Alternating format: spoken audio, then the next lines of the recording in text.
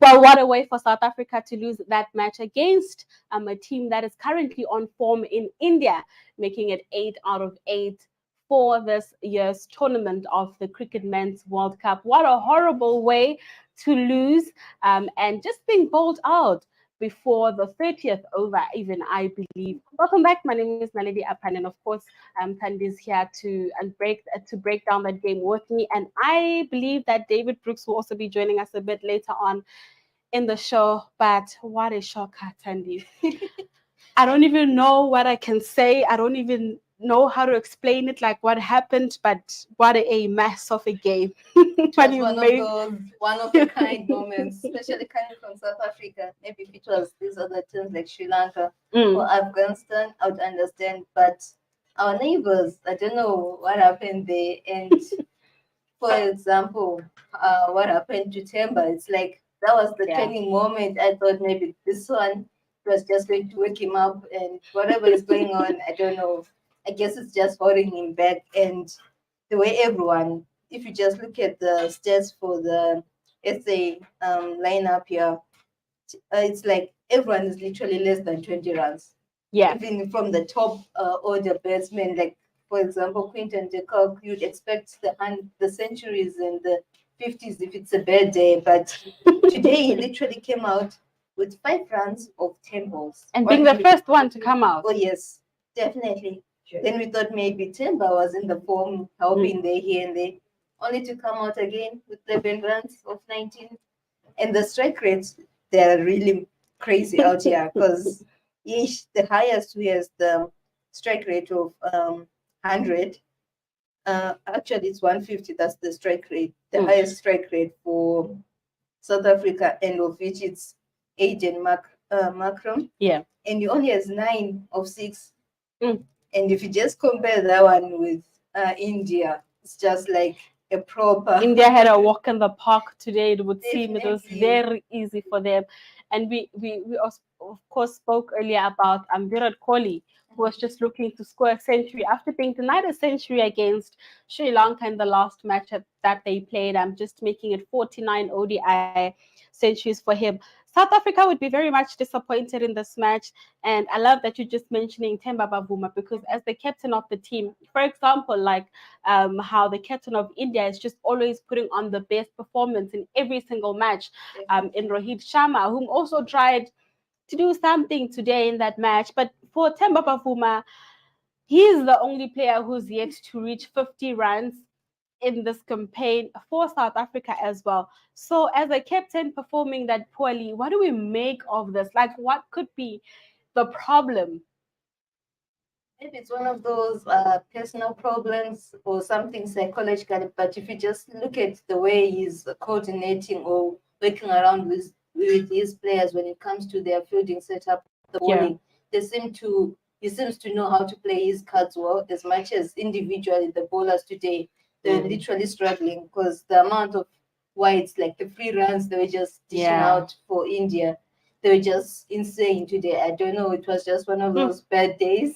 A very horrible day. But for him, it seems to be like all the time, because just like today, getting 11 runs of 19 balls. Quinton de Kock, very disappointing match also for him, with just 10, with 5 runs actually from the 10 balls. And another thing that I want us to address about today's match, we spoke earlier on that India know how to chase the match, because there's a target that's been set for them. And South Africa, we've established that it is a problem for them to chase. Yeah. It's proven again today that chasing really isn't their thing. But now the thing is, you still have Afghanistan to play, you still have the semifinals, and if you make it out of the semifinals, you still have a final. So it's not all the time where you're going to be betting first, because now the teams know your strong points. Definitely. And when South Africa bets first, we know that the score is always above 300. I believe that that's what a lot of teams will be avoiding when South Africa bets first. But it's a very huge concern, not only as a South African, but I believe for the players as well, that they fail so much to chase the matches. So I would suggest that they fix this, and I thought this was going to be the match to fix things, because they've already qualified for the semifinals. However, they still have Afghanistan to go through, and I would say maybe they need to take it as another test match, practice match, and just work on that betting, well, on the chasing, because we've established that the betting, they're very good at that. So going into that match, I just feel like they need to now start working on their weakest point, which is chasing.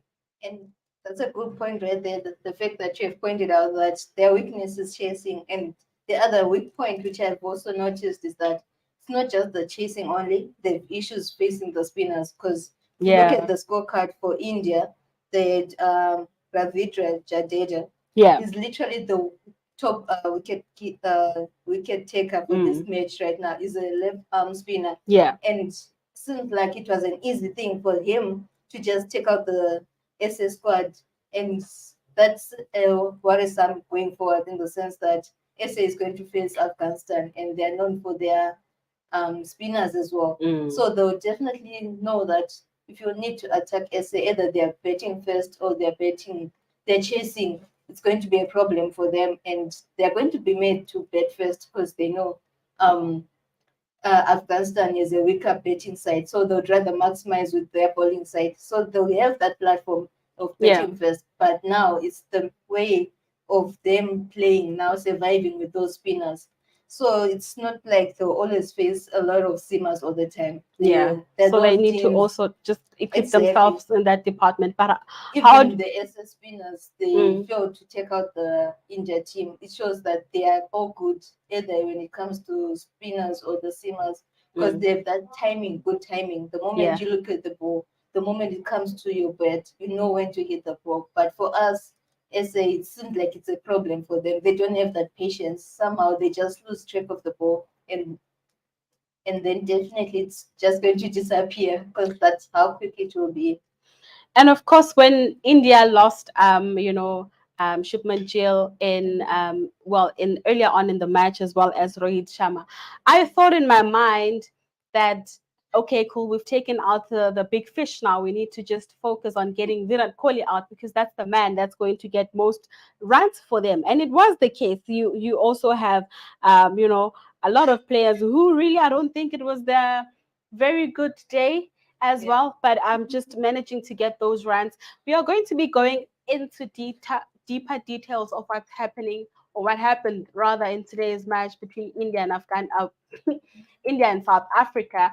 I'm not sure if David is on the line yet, but we're going to be bringing him easy on the line.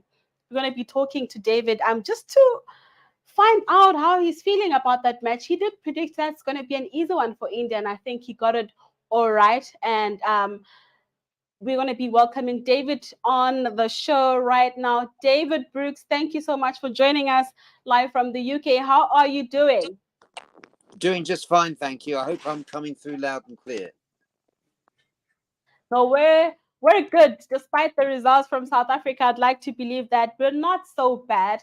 But David, you predicted the scores to be exactly how they came out today. You gave the match to India, and it was the case. But I don't think when you also made that prediction, you thought that South Africa would lose by such a very huge margin, being bowled out so earlier on in the match.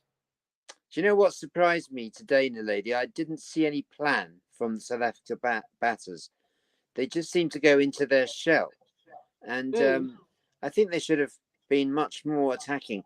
And I think they were intimidated by the occasion.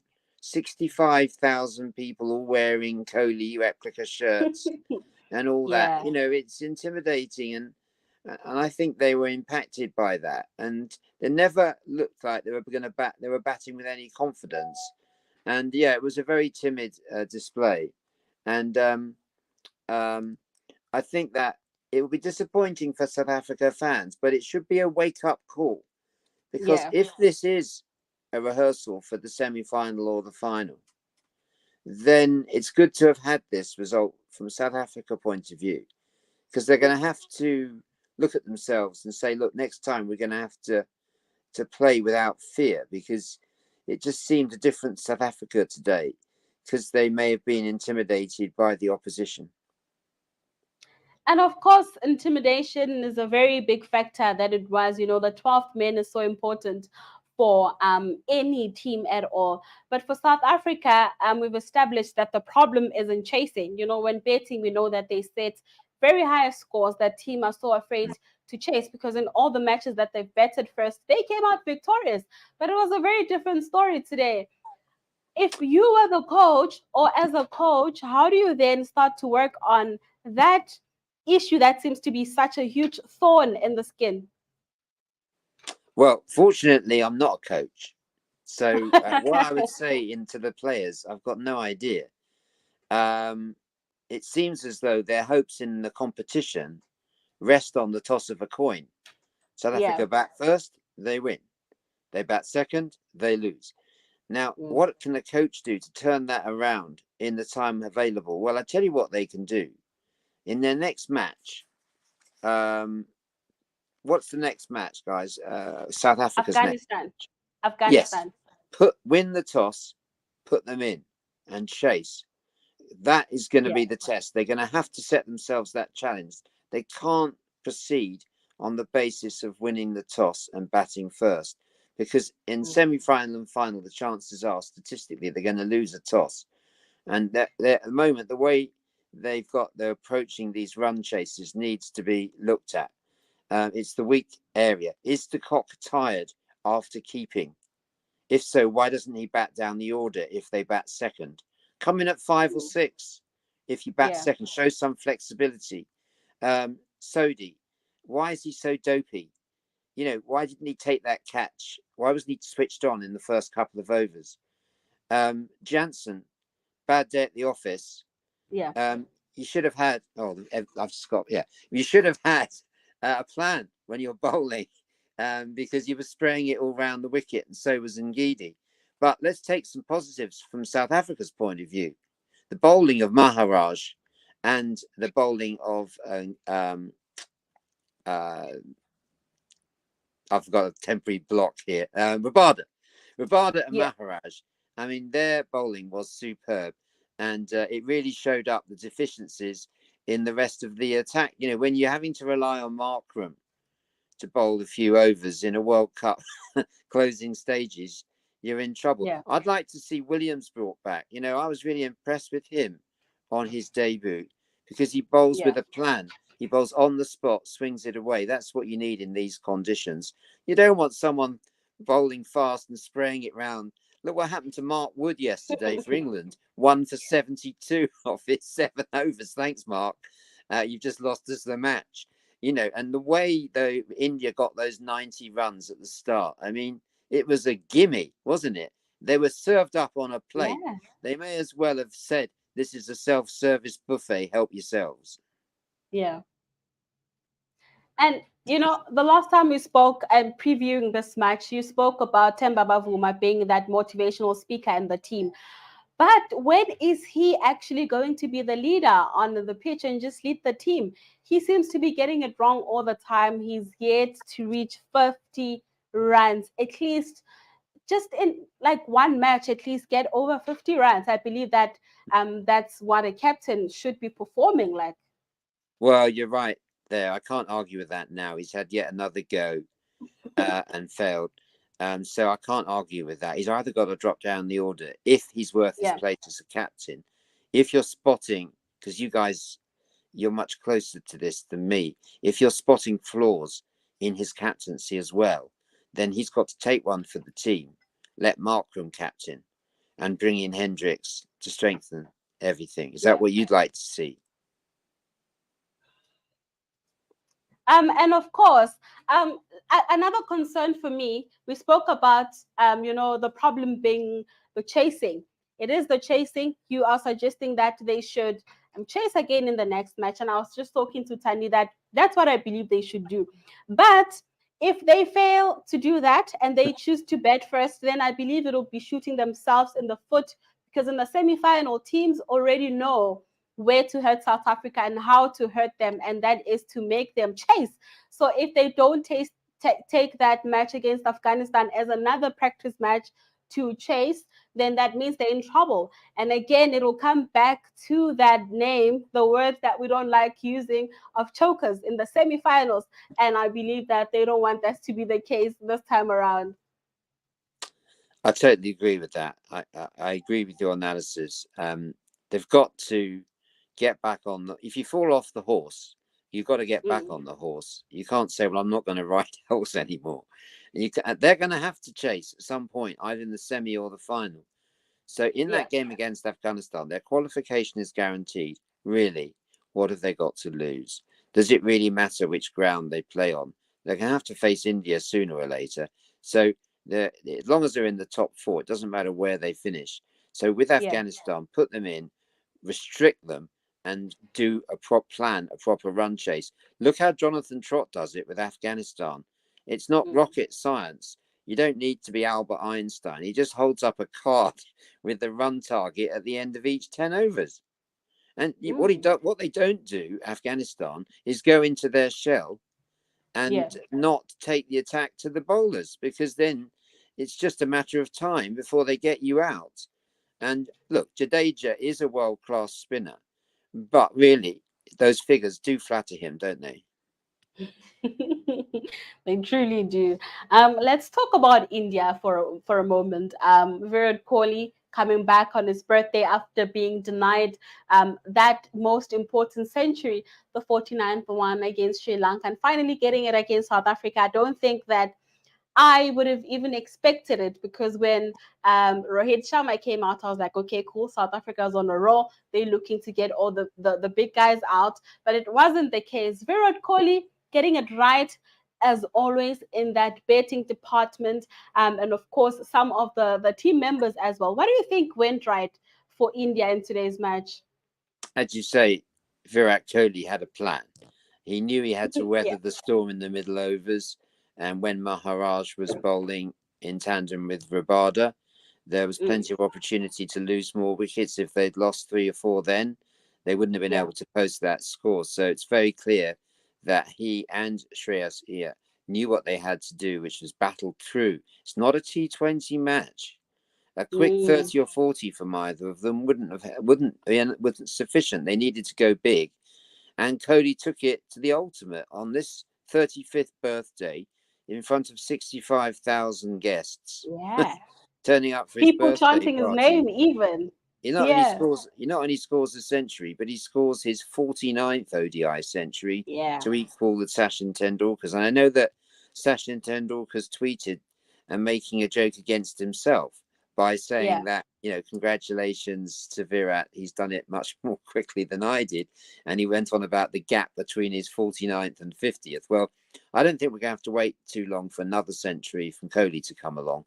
If you remember, in the last days of Tendulkar, we had to wait ages for him to get his 100th. It was like they were picking him, even though it wasn't worth his place in the team.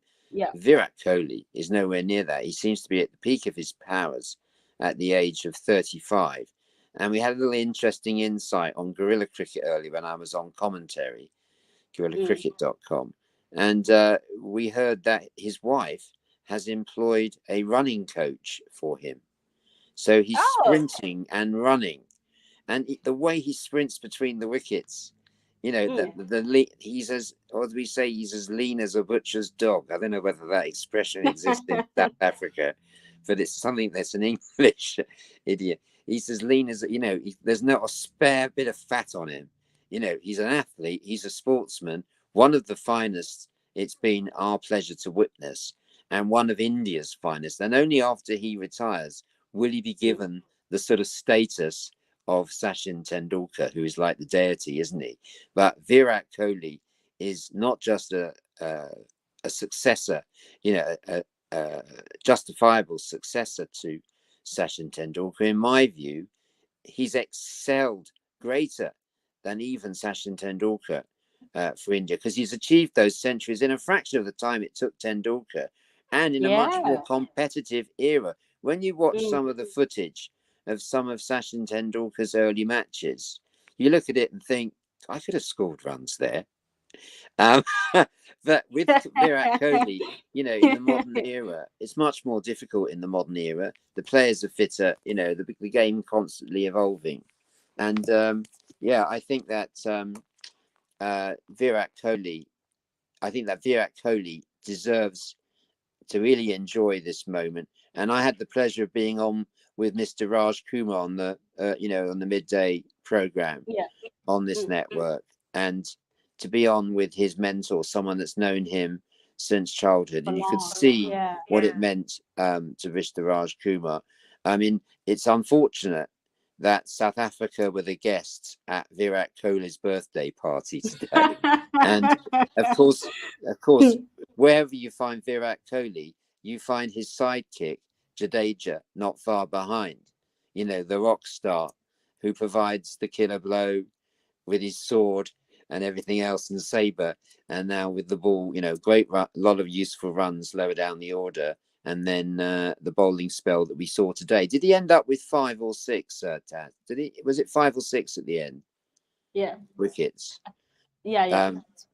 But you know, 5. what a great day for Jadeja. And as Rohit Sharma said afterwards, the great thing about this Indian team is that lots of different people are contributing. There's not a spare passenger. What do you call it? A spare part. There's no spare parts. There's no one hanging around, not doing anything. They've all got a role. Every single person in that team has contributed. And they look at the moment unassailable, don't they? They've putting, even if South Africa get their A game together and bat first, is it going to be enough? And, you know, to me, India have firmed up now. They're odds-on favourites. They were like even money favourites. But, you know, they just seem to be taking unassailable position in this tournament. Maybe it will be Australia that takes them down, or could we have an extraordinary situation where Pakistan, who everyone it's going down to the wire. Yeah, you know, I'd virtually thrown away my betting ticket on Pakistan. I thought, well, that's no use. That can be going. I had to dig into the waste paper bin to get it back out. I've got them at like 66 to 1. So every £1, I get 66 back. Sorry, I know this is not allowed in India, I should say, but I'm in the UK where we can have a little bet.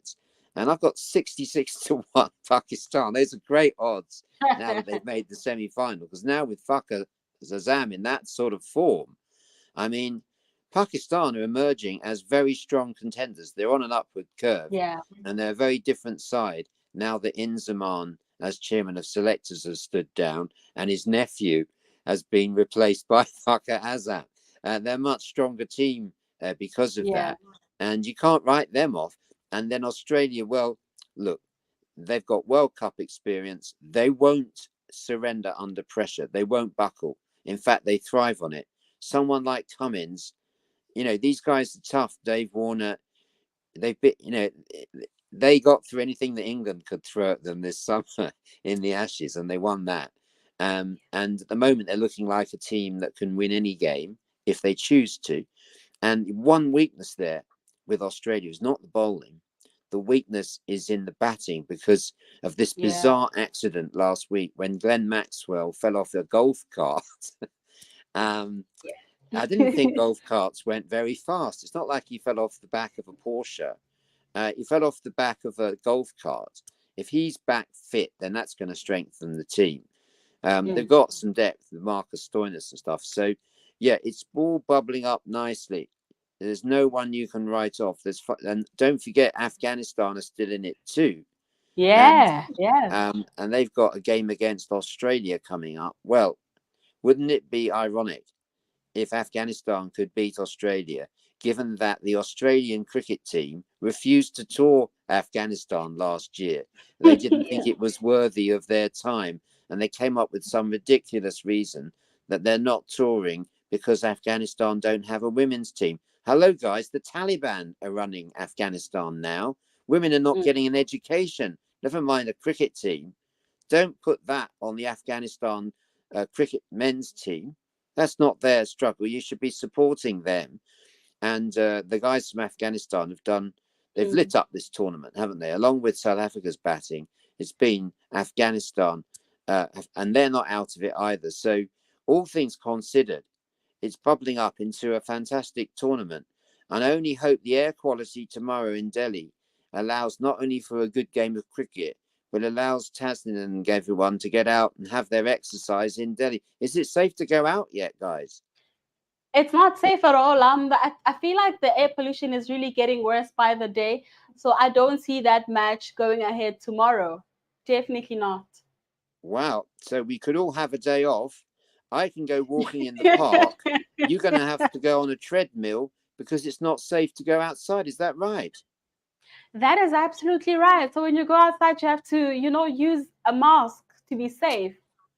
Well, we all had experience of that during COVID, and it wasn't very pleasant. So, well, I'm lucky enough to be in the Oxfordshire countryside in England with lovely fresh air and trees and cows. We got cows over the back of our garden. I've actually got to go Oh, into that's London now, beautiful. though. I've got to Farm go into life. London now because my other hat, this one, I play music, you see. So I've got a gig tonight with my band, the Schmoozers, in Soho in London. So I hope if Oh. anyone's listening to this who's flying into London this afternoon, head down to Jerry's Bar in Soho because I've got to go and get on stage down there, play the piano. That is so interesting. You seem to be a jack of all trades. You A you get master on of none. stage. Isn't that the end of that You talk expression? cricket, you commentate. You seem to be doing it all so well. Well, they do say, Lady, master, jack of all trades, master Master of of none. all. Oh, okay. Well, I wouldn't claim to that. You see, I subscribe to Socrates' philosophy. He said, Yeah. the only thing I know is that I know nothing. Oh. Right. I'm going to, if you'll excuse me, will you excuse me while I go off to my gig? Yes, thank you so much for Thank your you so time. We much. really appreciate it. We Not at appreciate all. you so Thanks to much. you Thank you both. so much for Thank joining us. you. Thanks to you both. Thank you. Keep up the great work on the Wow. network. Thank you so much. That is David Brooks just talking about, the match between the two teams, saying that South Africa, they will need to work on the issues that they have in the betting, in the chasing department. And we spoke about it already, that match against Afghanistan is another test for them to just ensure that they get all their cards right. Because in the semi-final, whoever that wins the toss against them, we know obviously that they're going to make them chase, and then that would mean they'll be out of the competition. But for you, what would you say stood out for you between the match between India and South Africa today? For me, I'll always run to the bowler side because I feel they're the ones who are like the game changers as much as the batters also do the same work. But the way they are so accurate, I think maybe I should become a bowler as well. Because we seem to be knowing it so well. It's one of those, for example, the way India bowled today, it's like it was so accurate. They knew the right lines and they were not just spraying all over. For example, like the way David was explaining to us how uh, Jadeja is like the world class spinner. So it's one of those in eye opening to everyone that when it comes to the spinners, it's not just the ball being slow and turning. You need to be careful. It can go either way. Pretend that it's going out, in swing or out swing. You just need to know how it is, either you're betting first or not. The moment they swap, what I've noticed is that other teams they can open with spinners. So what will happen if they have to face the spinners? It's going to be a tricky one.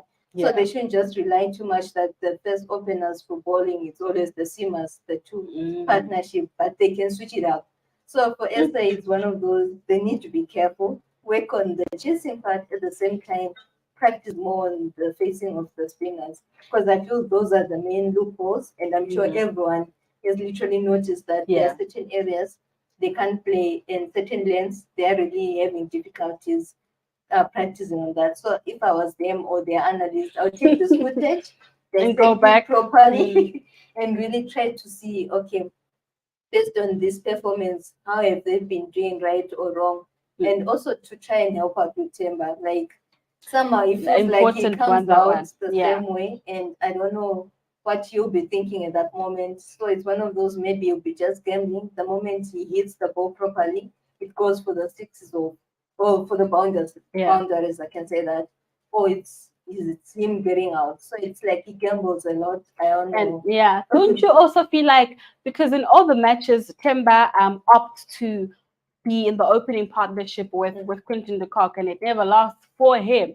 So would you maybe suggest that he does not open, like he just not like doesn't start the match, at least if he wants to bowl, maybe be the last person to bet rather than that? Um, what I've noticed based on the little exposure I've seen with the home team is that usually those people who usually open, they get used to it. The moment you change their betting position, it's now like they're learning the game all over again. Now in the middle order, the ball is now semi-new. So they are used to the moment they just put the bet, even if they without putting much effort or muscle strength into it, still Yeah. goes for the boundaries. But the moment you put in the middle, that means in that second power play per se, and the field setup has changed. There are now more people outside the 30-yard square. So meaning they need to put in more effort, and that's their weakness. They can't do that. So that's when you realize most people would rather open and stick to opening as much as possible, even though they're performing badly, because that's where they are comfortable. And most of them, they are like scared of opening because that's the very new ball and you can do a whole lot of stuff. Comes Yeah. with that speed. So they know they're comfortable with the ball coming to them very fast and just directing them. So that's what I feel with Tema. As much as would suggest the changes, but check out how he was performing. Apparently, he was doing well before the World Cup, and he's the one. This is the reason, really, why SA came to the World Cup. It's because of him, the way he was just performing. Yeah. So we'll just say maybe he's run out of those bundles. Never know. When it's a bad day, it's a bad day. But to have a bad tournament, I feel like that is something else. And I hope that he's going back to the drawing board and just try to analyze what went wrong for him. Today we do have another match that is between Bangladesh, who are already out of the tournament already, and Sri Lanka, who are also mathematically out of the competition. However, tomorrow, just like we've seen today teams were playing for the top spot because number one will get to play the fourth team on that log table. However, tomorrow it's a different ball game because the two teams are fighting for the championship trophy tour spot. And looking at the two teams, Sri Lanka coming from a loss against India will want to, just make sure that they get a bounce back from that and just hopefully secure a spot in the top seven and qualify for that championship trophy, which will be taking place in Pakistan in 2025. Bangladesh will also be looking to be fighting for that spot in the top seven tomorrow. So it's going to be the clash of the bottom of the table teams, and also another game to look forward to because whoever that wins that match, we'll see if they will be qualifying for that top spot. But it is not yet the end because they still have about a game or two more, a game more to play after the match tomorrow. So if they get back-to-back wins, then they secure the top seven spot. But yeah, that's what you can expect tomorrow on the show. And I don't know, Tandy, would you like to add anything to that? Besides saying I'm still hurting because of what just happened today, no, not really. And that we hope tomorrow there's a game and the atmosphere or the environment will be on our side, and that will be a great opportunity, especially for Bangladesh to just redeem themselves again, and also at the same time Sri Lanka. I'm sure they wouldn't want to have the same feeling they got when they played against India. India. Yeah. So I'm sure that tomorrow is one of those they need to revenge what was which yet happened yes their previous game. So yeah. Yeah, so teams have now played about 8 matches, 7 matches, with a game to go, others with 2 games to go, India with only 1 game to go, and they'll be playing that match on Sunday. South Africa with also a match to go, which is against Afghanistan on the 10th of November on a Friday. Australia with 2 more important games that will determine whether they stay in the top 4 or they will be knocked out of that top 4 and eventually qualify for the ICC Championship Trophy Tour. New Zealand, who lost that match yesterday against Pakistan, which that match got, cancelled by due to rain, and also just giving Pakistan the win by the DLS method. So of course New Zealand with the match that's left, I feel like that's a very do or die for them, because if they fail to win that one, then either Afghanistan or Pakistan can still qualify for that top 4 spot. So it's getting really heated in this title race. If people are not fighting for the top 3 and 4 spot, they're fighting for the top 7 spot. You also have England, who are just gunning for that with only 2 points. They will need to get at least 4 points from the remaining 2 matches. And of course, Bangladesh as well will need to make sure that they win their remaining 2 games to qualify for that ICC Championship trophy draw. So it's getting heated towards the end of this league match, and it's all the action that we are so excited to be seeing. And we'll be bringing you more updates as these games do unfold. And of course, tomorrow is a battle for the top 7 and competing for that ICC Championship trophy, which will be taking place in Pakistan in 2025. That matches between Bangladesh as well as Sri Lanka. Sri Lanka will be looking to redeem themselves after they lost by 302 runs, surely the highest so far in the tournament, the highest, I believe, in this tournament actually. So they will be looking forward to bouncing back against Bangladesh tomorrow, and we will be bringing you that match right here on our watch along. Thank you so much for choosing us, and good night.